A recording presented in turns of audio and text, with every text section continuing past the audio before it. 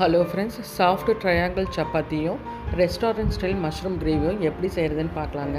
இந்த ரெண்டையும் சேர்த்து சாப்பிடும்போது ரொம்ப டேஸ்ட்டாக இருக்கும். நம்ம ரெஸ்டாரண்ட்டு ஸ்டைல்லையே இந்த மஷ்ரூம் கிரேவியும் இருக்குங்க. சப்பாத்தியும் ரொம்ப சாஃப்டாக இருக்கும். வாங்க இது எப்படி செய்கிறதுன்னு பார்க்கலாம். இதுக்கு ஒரு பேனில் நீங்கள் 2 டீஸ்பூன் ஆயில் ஊற்றிக்கோங்க.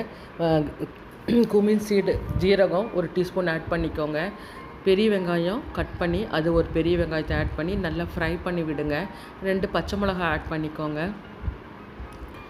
சின்ன துண்டு இஞ்சி ஆட் பண்ணிக்கோங்க. ஒரு 4 இல்லைன்னா 5 பீஸு கார்லிக் ஆட் பண்ணிக்கோங்க. முந்திரி பருப்பு ஒரு 6 பீஸ் ஆட் பண்ணிக்கோங்க. இது எல்லாத்தையும் நல்லா ஃப்ரை பண்ணி விடுங்க.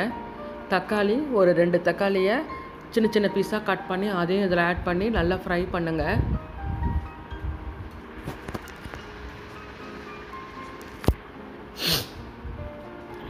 சில்லி பவுடர் 1 டீஸ்பூன் ஆட் பண்ணிக்கலாம். கொத்தமல்லி தூள் அது ஒரு 1.5 டீஸ்பூன் ஆட் பண்ணிக்கலாம். இது எல்லாத்தையும் நல்லா ஃப்ரை பண்ணுங்கள். கொஞ்சமாக தண்ணி ஆட் பண்ணுங்கள். மஞ்சத்தூள் கொஞ்சம் உப்பு இதுக்கு தேவையான உப்பையும் ஆட் பண்ணிக்கலாம்.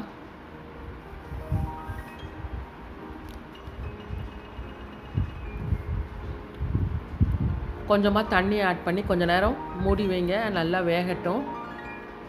தண்ணி ரொம்ப ஆட் பண்ண வேண்டாம், கொஞ்சமாக ஆட் பண்ணுங்கள்.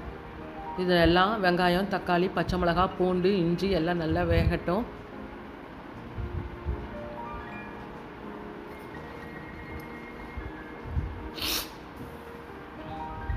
பாருங்கள், இது எல்லாம் நல்லா வெந்துடுச்சு. இந்த டைமில் அடுப்பை நிறுத்தி விட்டுருங்க.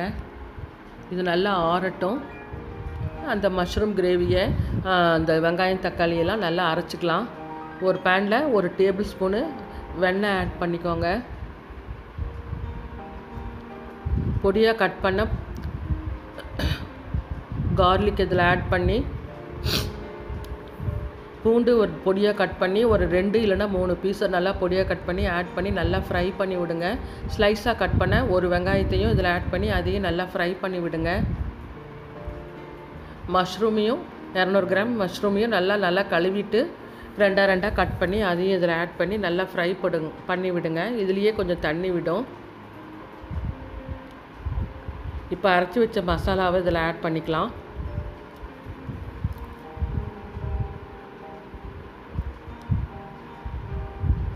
இது எல்லாத்தையும் நல்லா ஃப்ரை பண்ணிக்கலாம்.